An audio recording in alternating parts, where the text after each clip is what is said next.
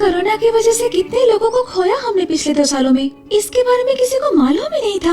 हमारी गीता को देखो, उसका तो पूरा संसार ही उजड़ गया। सच, अब कौन करेगा उसकी देखभाल? उसकी मौसी आई है श्यामपुर से, वही ले जाएंगी उसे।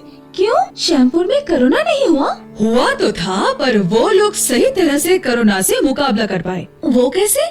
उनके पंचायत के नेतृत्व में VLCPC या ग्राम स्तरीय शिशु सुरक्षा समिति, VHSNC या ग्राम स्तरीय स्वास्थ्य पुष्टि और स्वास्थ्य विधान समिति के प्रतिनिधियों को लेकर समुदाय सहायक दल या कम्युनिटी सपोर्ट ग्रुप बनाया गया था, जो कोरोना और दूसरे संक्रामक बीमारियों को कम करने में महत्वपूर्ण भूमिका निभा सके। इसके बाद भी अगर कोरोना जैसी आपदा आया तो वे लोग संभाल सकेंगे। अरे वाह दीदी, कैसे किया ये? तो फिर चलो उनसे ही जान लेते हैं।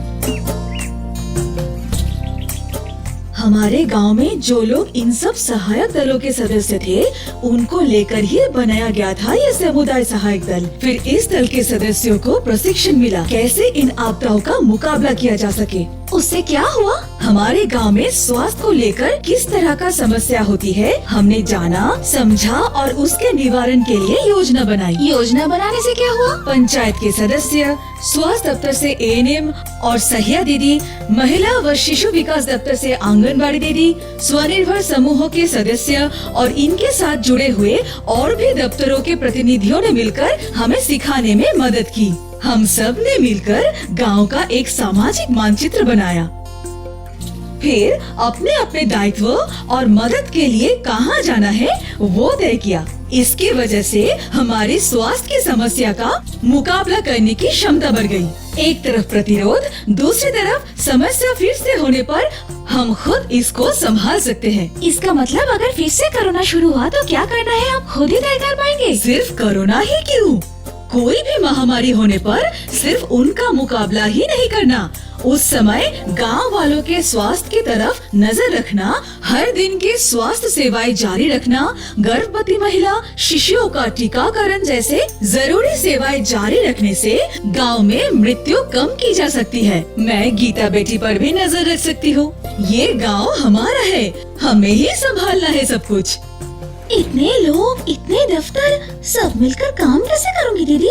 मिलकर कोशिश करने से किसी भी तरह की महामारी का मुकाबला किया जा सकता है। तो फिर क्या करना पड़ेगा?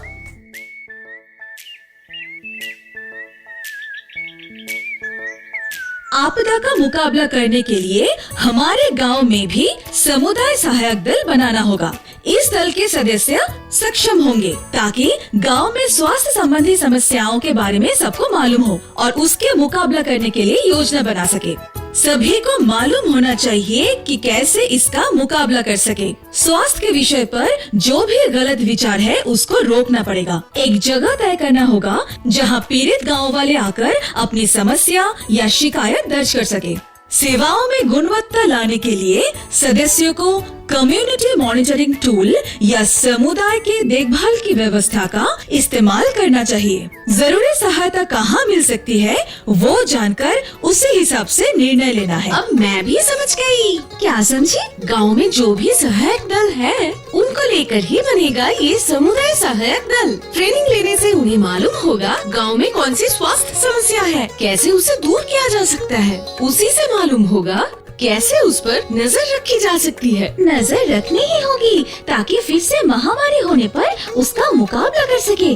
सबको मिलकर काम करना पड़ेगा। हर दफ्तर से हाथ मिलाओ, अपना दायित्व समझ लो, तो फिर हम क्या हुए बताओ? आपदा के मुकाबले आदर्श गांव।